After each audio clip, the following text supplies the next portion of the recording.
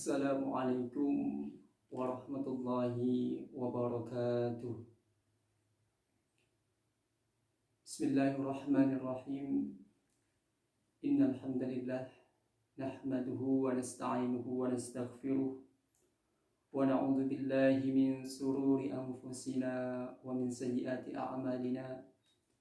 May yahdihillahu fala mudilla lahu wa may yudlil fala hadiya lahu.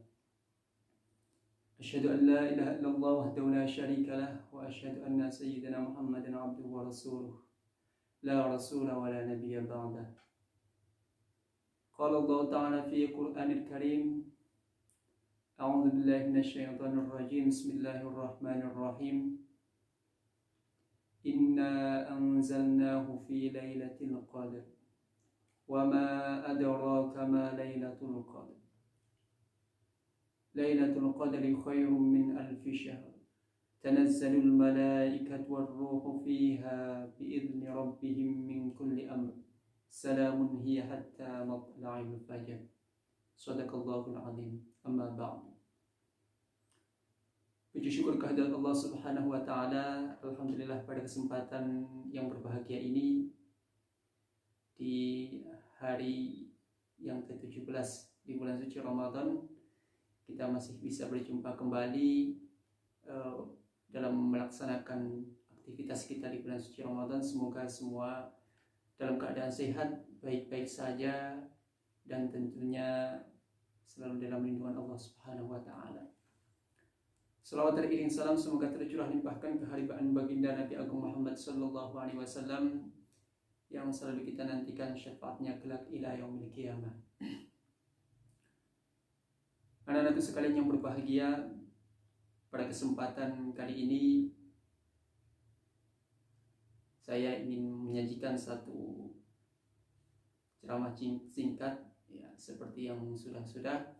Pada kali ini tema yang akan kita bahas yakni hikmah nuzulul Quran dan pengaruhnya bagi kebangkitan peradaban umat manusia. Anak-anakku sekalian yang berbahagia,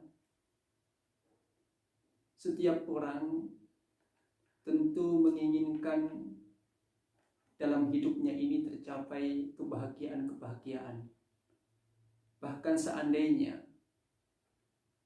kesusahan itu bisa dihindari semuanya dan bisa ditolak secara semuanya, lantas semua manusia tidak ada yang ingin menerima kesusahan dan kesukaran. Karena secara hakikat, secara tabiat manusia, apa yang ia jalani dari kehidupan ini yakni ingin mencapai kebahagiaan baik di dunia maupun di akhirat. Dan untuk mencapai kebahagiaan itu, Allah Subhanahu wa taala tentunya sudah mengatur melalui berbagai strategi, berbagai petunjuk. Karena hidup di dunia ini antara kebahagiaan dan kesedihan, kesenangan dan kesusahan, kemudahan dan kesukaran, itu adalah sesuatu yang memang lazim dan harus dijalani oleh manusia, dan itu semua ibarat dua sisi mata uang yang tidak bisa terpisahkan.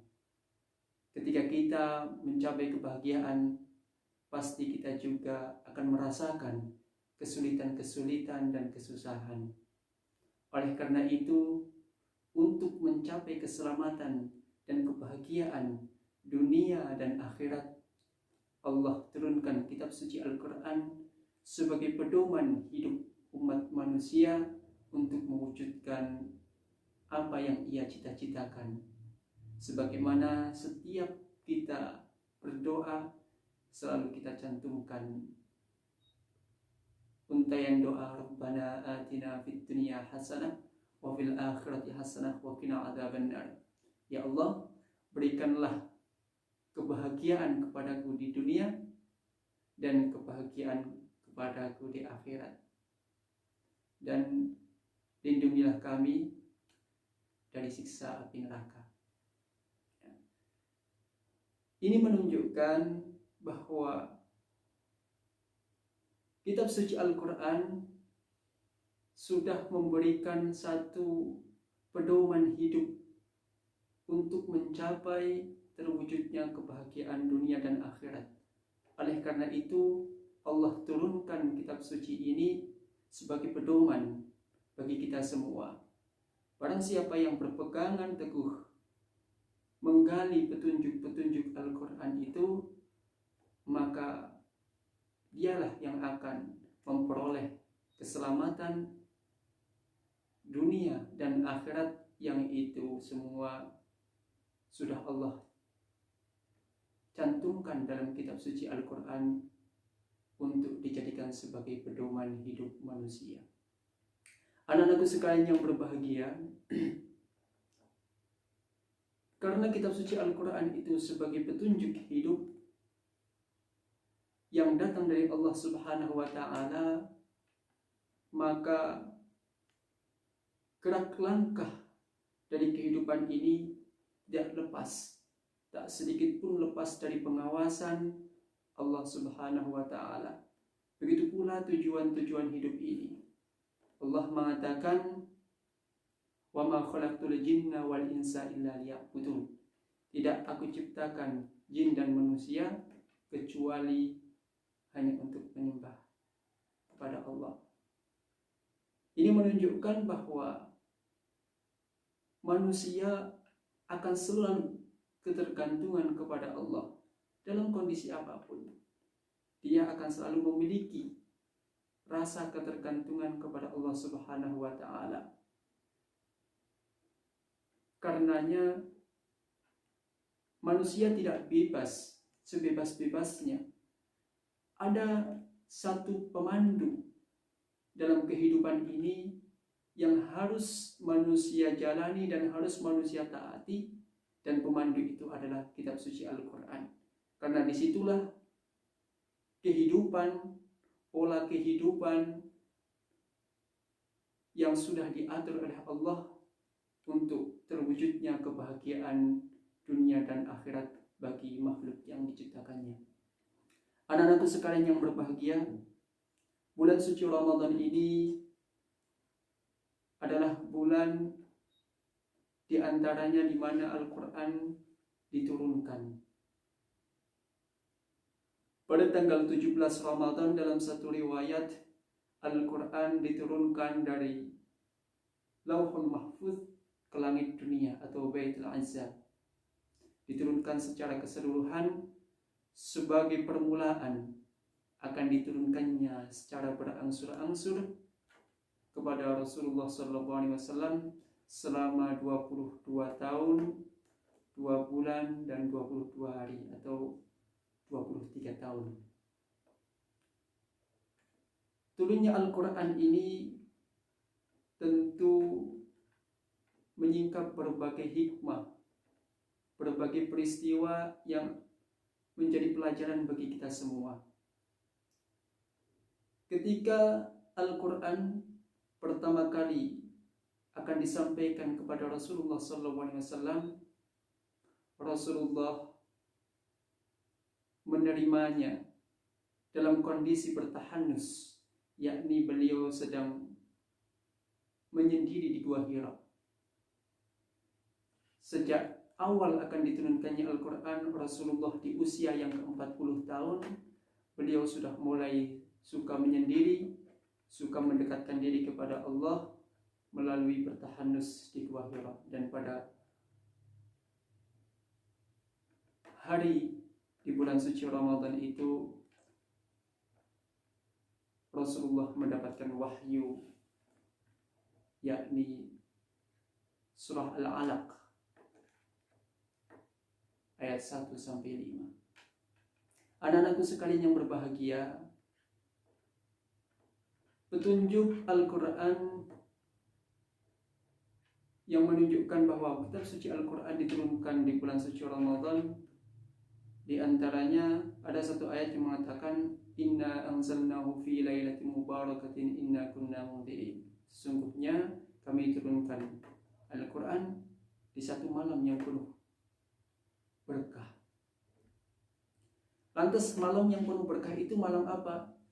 kemudian ditegaskan lagi di surah Al-Qadar, inna anzalnahu fi lailatul qadar, sesungguhnya kami turunkan Al-Quran di malam Lailatul Qadar. Apa itu malam Lailatul Qadar? Ya, Lailatul Qadari khairum min alfi syahr. Satu malam yang nilainya lebih utama dari 1000 bulan. 1000 bulan kalau kita kalkulasikan dalam hidup kita kurang lebih 83 tahun. 83 tahun itu kemuliaannya bisa dicapai dalam satu malam. Ini adalah sesuatu yang luar biasa.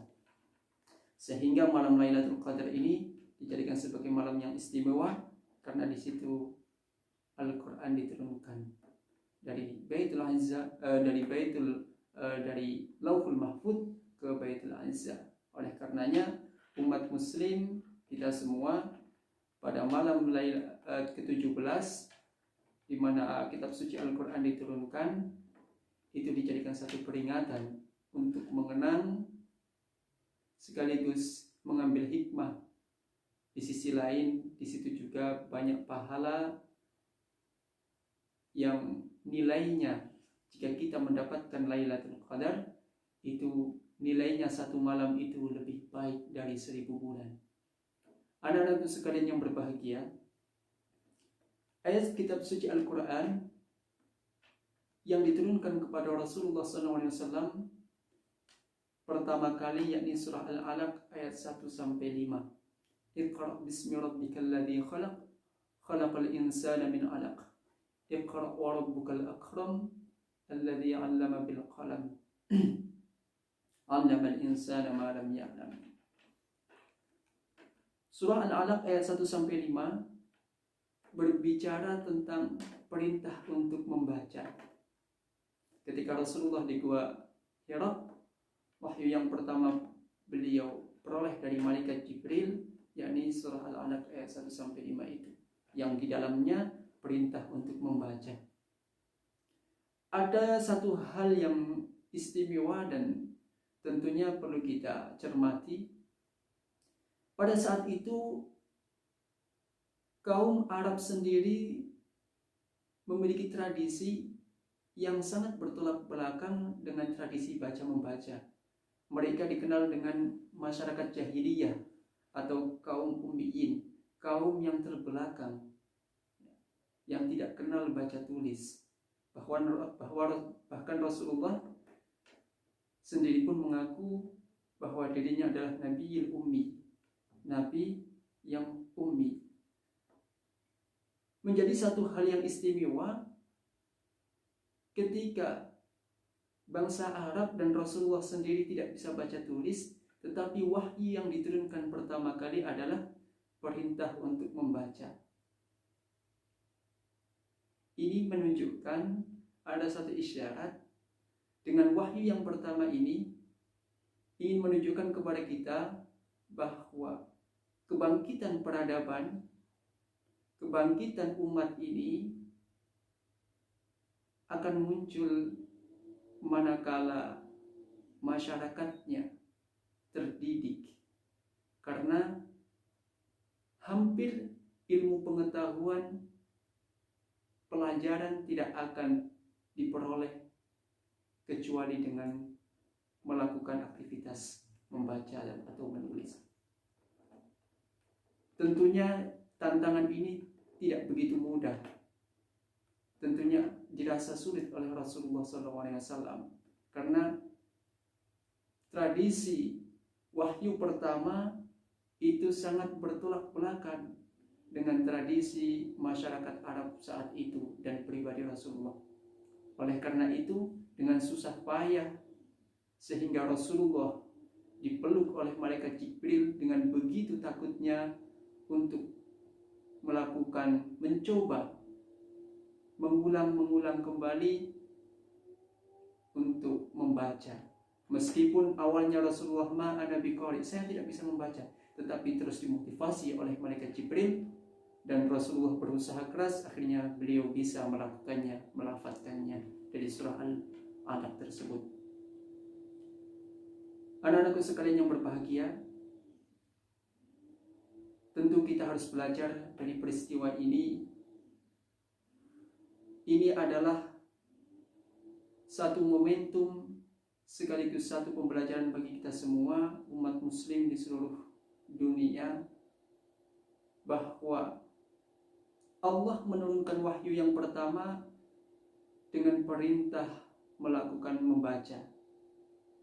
Ini artinya kita sebagai umat muslim yang tentunya pada hari ini kita peringati nuzulul Quran, kita harus belajar dari sana bahwa pendidikan itu sangatlah penting dalam merubah tatanan kehidupan. Karena hampir orang yang tidak terdidik tidak akan bisa bangkit dari kehidupannya. Orang terdidiklah, orang yang berpendidikanlah mereka yang mampu merubah. Karena ketika akal ini kosong, tidak mendapatkan ilmu pengetahuan, hampir manusia itu tidak bisa merubah tatanan kehidupannya. Oleh karena itu, melalui wahyu pertama, Allah memberikan satu pendidikan kepada Rasulullah supaya memulai untuk berpikir, memulai untuk membaca, dan memulai untuk menjadi manusia yang terdidik.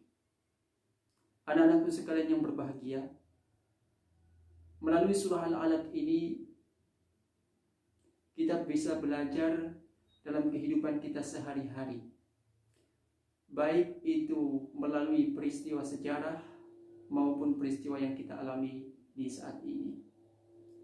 Ketika Al-Quran mulai turun, disitulah mulai ada perubahan-perubahan di bangsa Arab. Keterbelakangan, kemunduran, kejahiliahan mulai berubah secara drastis, sehingga umat muslim saat itu menjadi umat yang beradab, justru menjadi titik baliknya ketika saat itu bangsa Arab dijuluki sebagai bangsa yang jahiliyah. Ketika setelah turunnya Al-Quran, umat muslim di Jazirah Arabia mereka dikagumi oleh berbagai bangsa. Peradaban mulai muncul, ilmu pengetahuan mulai berkembang, sosial ekonomi menjadi maju. Begitu pula politik dan strategi menjadi bagian yang tidak terpisahkan dari kemajuan-kemajuan bangsa Arab saat itu. Kita tarik agak belakang sedikit. Ketika ilmu pengetahuan menjadi satu perhatian bagi umat muslim, contohnya di dinasti Abbasiyah, kisaran abad ke-8, di mana pada Khalifah Al-Ma'mun, di situ ilmu pengetahuan sangat diperhatikan. Banyak ilmu-ilmu yang diterjemahkan dari bahasa Yunani, dari berbagai bahasa ke dalam bahasa Arab, sehingga banyak pelajar yang belajar di situ, dan muncullah ilmuwan, tokoh-tokoh yang membuat peradaban dunia ini lebih baik, sehingga mereka semua menjadi orang yang berpengaruh di dunia ini. Kita kenal ada Ibnu Sina, ada Al-Ghazali, ada Al-Farabi, Ibnu Battuta, Al-Khawarizmi, dan masih banyak lagi.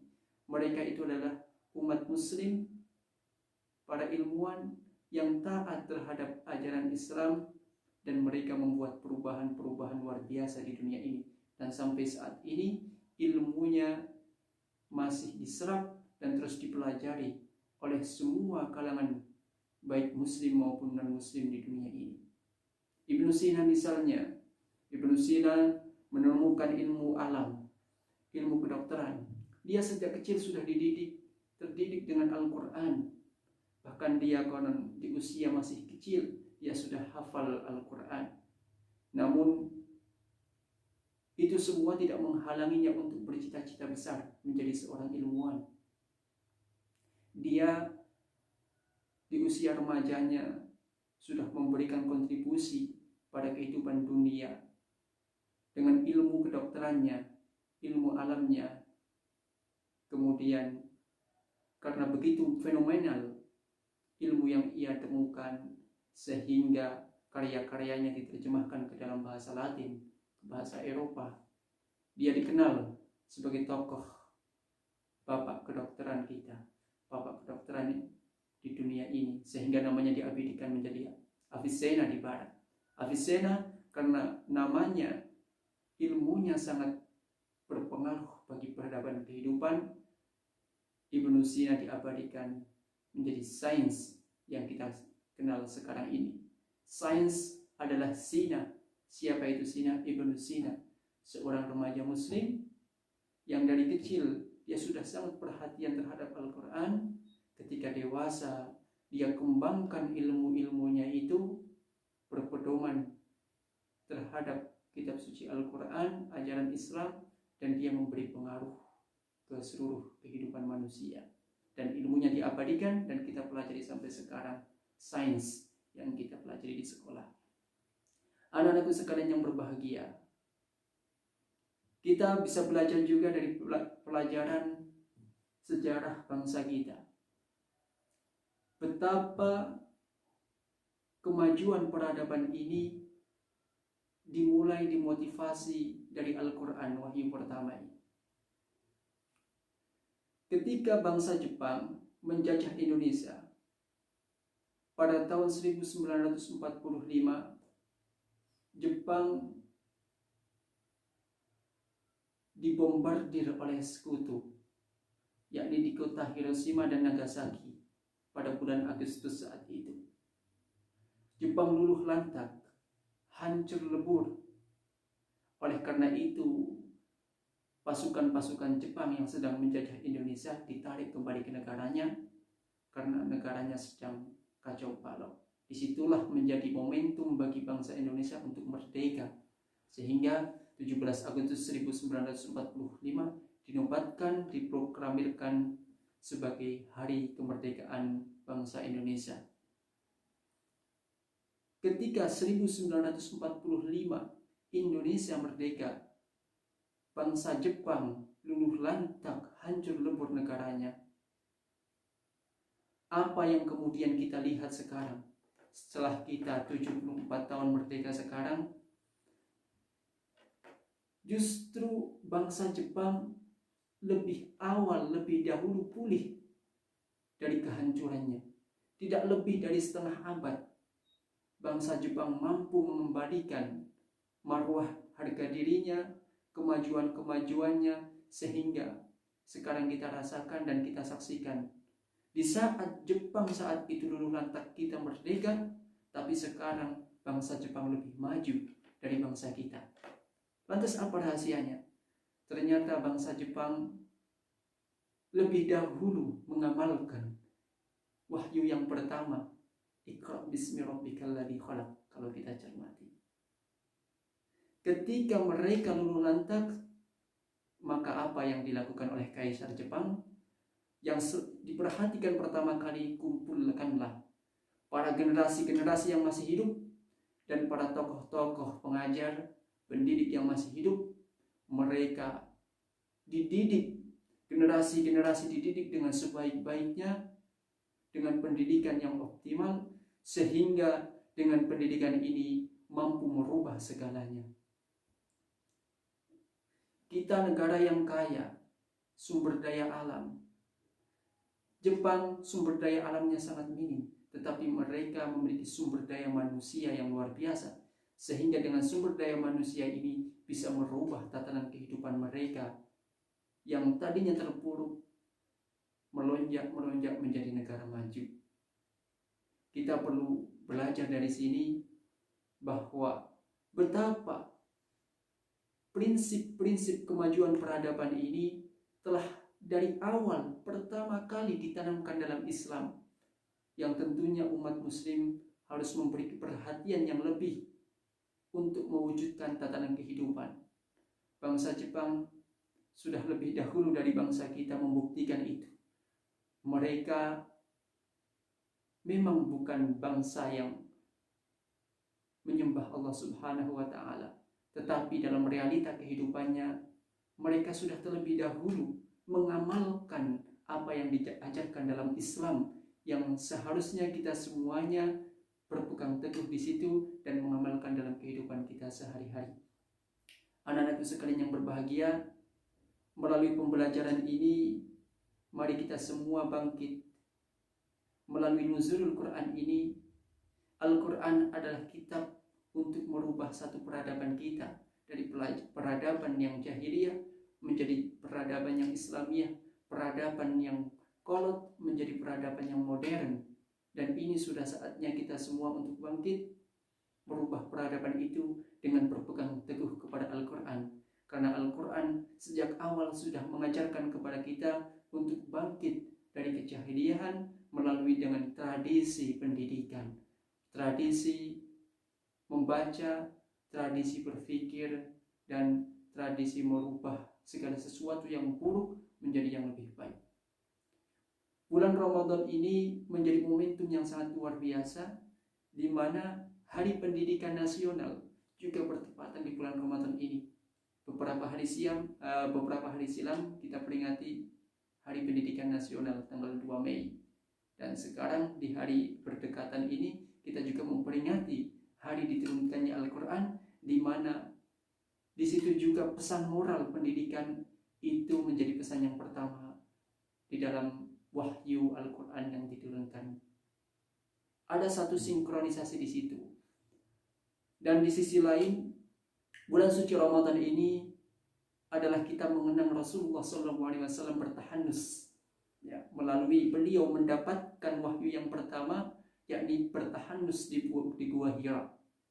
Dan saat ini di bulan suci Ramadan ini kita sedang diuji oleh Allah Subhanahu wa Ta'ala dengan satu wabah, di mana kita harus lebih banyak aktivitas di rumah, menyendiri di rumah, menjaga jarak dari aktivitas bersama orang lain. Ini juga satu bentuk tahanus kita. Kita sedang diuji sejauh mana kita mampu mengaplikasikan dalam diri kita untuk belajar dari wahyu yang diturunkannya Allah kepada Rasulullah SAW. Rasulullah melalui tahanusnya, menyucikan jiwanya, beliau mendapatkan wahyu yang itu menjadi asbab kerasuluan beliau, sekaligus asbab perubahan atau kemajuan di muka bumi ini. Dan patut kita belajar dari sini, semoga dengan adanya wabah ini, dengan kita berada di rumah, kita optimalkan aktivitas kita, ibarat ini sebagai bentuk penyucian kita dan perenungan kita semua, sehingga mendewasakan kita untuk nantinya ketika wabah ini berlalu, kita menjadi lebih semangat, lebih energi, dan kita siap untuk membangun kehidupan kita yang lebih baik dan lebih maju. Anak-anakku sekalian yang berbahagia, semoga ini semua menjadi pelajaran bagi kita semua. Melalui nuzulul Quran, peringatan turunnya Al-Quran ini, melalui peringatan Hari Pendidikan Nasional di bulan suci Ramadan ini, dan sekaligus melalui pembelajaran Allah memberikan ujian wabah di bulan suci Ramadan ini, kita semua layaknya sebagai seorang yang sedang bertahanus, menyucikan jiwa, sedang mendekatkan diri kepada Allah, dan kita mendapatkan pembelajaran dari kasus ini, dari peristiwa ini, dan kelak ketika selesai dari tahanus kita akan sudah siap untuk melakukan perubahan-perubahan, menciptakan satu inovasi, sekaligus membawa prinsip kemajuan dan keberadaban untuk diri kita, untuk kalangan masyarakat kita, dan tentunya untuk tercapainya kebahagiaan dunia dan akhirat. Mungkin itu yang dapat saya sampaikan, kurang dan lebihnya mohon maaf. Akhirul kalam, assalamualaikum warahmatullahi wabarakatuh.